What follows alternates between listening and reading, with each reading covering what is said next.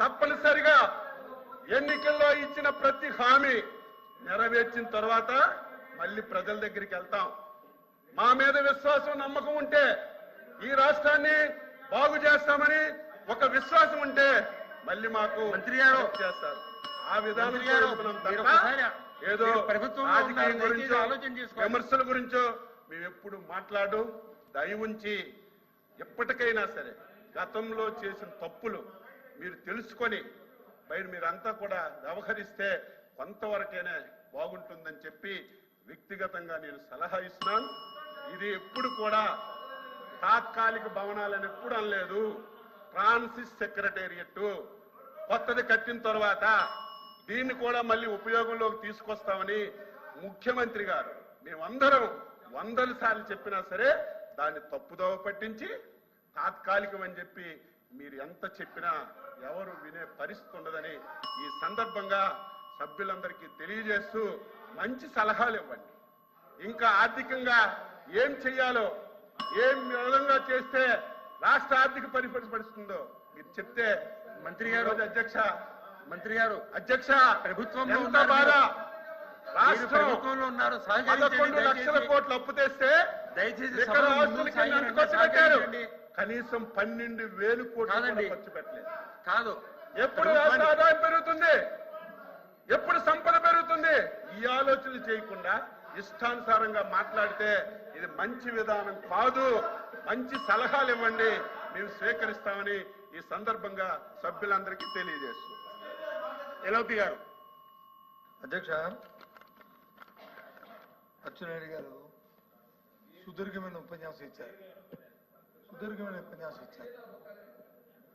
వాస్తవాలను మరుగుపరుస్తూ నందిని బమ్మి చేయడానికి వచ్చి ఆయన ప్రయత్నం చేశారు. ఈ సెక్రటరియట్ గురించి మాట్లాడినప్పుడు 10,000 అంటే రుషికొండ గురించి మాట్లాడారు. అది ప్రభుత్వ భవనం. ఇప్పుడు ఆయన చెప్పారు కదా 26 స్క్వేర్ ఫుట్కి 26,000 అని చెప్పారు కదా. ఇప్పుడే చెప్పారు కదా. ఎవరు వాడితే వాడుకోకపోవడం చేతగా మీ చేతగా ప్రభుత్వం చేతగా అంటాను. ప్రభుత్వం వినండి, చెప్పింది వినండి. అధ్యక్ష మీరు కూర్చోండి. అధ్యక్ష సమాధానం చెప్పనివ్వండి. అధ్యక్ష 26,000 స్క్వేర్ ఫుట్ కింద చెప్పారు కదా అధ్యక్ష. అందులో జరిగింది అధ్యక్ష, అందులో అవతకులు జరిగేది కదా అధ్యక్ష. ఆయన ఉద్దేశం ప్రకారం అందులో దోపిడీ జరిగిందనే ఉద్దేశమే కదా అధ్యక్ష. అది తప్పు జరిగిందనే అధ్యక్ష. నిన్నగాక మొన్న ఆడికి ఉన్న కాంట్రాక్ట్కి ఇవ్వాల్సిన 80 కోట్ల రూపాయలు అనాపరిత చెల్లించారు అధ్యక్ష. ఏ కిక్ బ్యాక్ చెల్లించారు అధ్యక్ష. తప్పు జరిగితే ఎందుకు ఇవ్వాలి అధ్యక్ష? కంప్లీట్ కానీ ఒకసారి చెప్పాలా కంప్లీట్ కానీ ఒకసారి ఆయన సమాధానం కంప్లీట్ కానివ్వండి. అధ్యక్ష మీకు అధ్యక్ష పాసింగ్ గా రిమార్కులు చేస్తే దానికి వెంటనే మీకు కౌంటర్ ఇవ్వాలి అధ్యక్ష. మంత్రి అదే ఎల్ఓపి గారు చెప్పారు మీరు అంత అవినీతి జరిగింది దానికి బిల్లు ఎందుకు ఇచ్చారు. ఎప్పుడు ఈ ప్రభుత్వం కక్ష సాధింపు ఉండదు. ఈ రోజు బిల్లు ఇచ్చింది వినండి పూర్తి చెప్పిన వరకు ఇవ్వండి. ఈ రోజు ఎవరైతే మీరు చెప్పారో ఎవరికైతే 100 కోట్లు బిల్లు ఇచ్చామని చెప్పారు రుషికొండ పని మీద ఇవ్వలేదు అధ్యక్ష.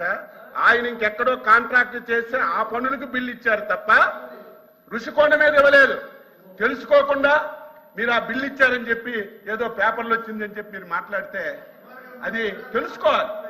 మేము బిల్లు ఇచ్చాం కానీ ఆ కాంట్రాక్టర్ మిగతా ప్రాంతాల్లో ఎక్కడో పనులు చేస్తే దానికి బిల్లు ఇచ్చాం. అదే మీరైతే 5 సంవత్సరాలు తెలుగుదేశం హయాంలో చేసిన ఒక్క పనికి బిల్లు ఇవ్వలేదు, ఒక కార్యక్రమం చేయలేదు. మేము అలా కాదు అధ్యక్ష. కక్ష సాధింపు చర్యలు అనేవి మాకు దరిదాపుల్లో ఉండవు, రావు. ఇది తెలుసుకోమని చెప్పి కోరుతున్నాను అధ్యక్ష. ఏదో పేపర్ వాళ్ళకి ముందు చెప్పండి ఈ రకంగా ఇచ్చారని చెప్పి వచ్చింది అధ్యక్ష. ఒకటి ఇచ్చారని ఆంధ్రజ్యోతి పత్రికలో వచ్చింది అధ్యక్ష. ఇదేమి కొన్ని సాక్షి పేపర్లే రాలేదు అధ్యక్ష. కొన్ని ఏదో చేసుకున్నారు తప్పు వార్త రాశారు. కొన్ని మీరే అంటారు కదా మంచి వార్త రాస్తారని, మరి ఆ పేపర్లోనే వచ్చింది అధ్యక్ష. మరి ఆ తప్పు కాదంటే రేపు ఎంక్వైరీ చేయమని ఇప్పటికైనా సరే అందులో అవకతవకలు జరిగితే ఎంక్వైరీ పోస్ట్ చేయమని అధ్యక్ష. ఎంక్వైరీ చేయండి, ఎంక్వైరీకి ఆదేశించండి, ఎంక్వైరీకి ఆదేశించండి. ఎవరుతాను చైర్మన్ అధ్యక్ష, తప్పదు చైర్మన్ అధ్యక్ష, తప్పదు అయితే ఎందుకు చేయట్లేదు? దయచేసి ఎందుకు ప్రభుత్వం చేయట్లేదు? ఎందుకు వెనకం చేస్తుంది? ఎందుకు వెనకం చేస్తుంది? తప్పులు జరిగినప్పుడు ఎందుకు వెనకం చేస్తుంది? ఒకవేళ ఇక్కడ ఏదో ఒకటి మాట్లాడకపోతే తాడేపల్లి ప్యాలెస్ లో అక్షంతలు పడతాయని మాట్లాడటం తప్ప వేరేదేం లేదు అధ్యక్ష. నేను చెప్తాను అధ్యక్ష. తప్పండి, yes. అధ్యక్ష, నిజంగా ఋషికొండ ప్రభుత్వ భవనం అని అన్నారు అధ్యక్ష. కాదు ఋషికొండ ప్యాలెస్ ప్రభుత్వ భవనం అని చెప్పారు అధ్యక్ష. బాకీ డబ్బులు కూడా ఎందుకున్నాయి అధ్యక్ష? సరే ప్రభుత్వం మరి ప్రజావేదిక ప్రభుత్వ భవనం కాదా? ప్రజావేదిక ప్రభుత్వ భవనం కాదా? ఎందుకు రకాలు వచ్చేసారు? ప్రజావేదిక ప్రభుత్వ భవనం కాదా? మాట్లాడి లోపి అచ్చెన్నాయుడు గారు మాట్లాడిన దాంట్లో విధ్వంసాలు అనుకున్నప్పుడు మా సభ్యుడు అని చెప్పాడు రే బాబు, ఈ జరిగిన అంశాలన్నింటినీ కూడా చూమిటి చెప్పాడు.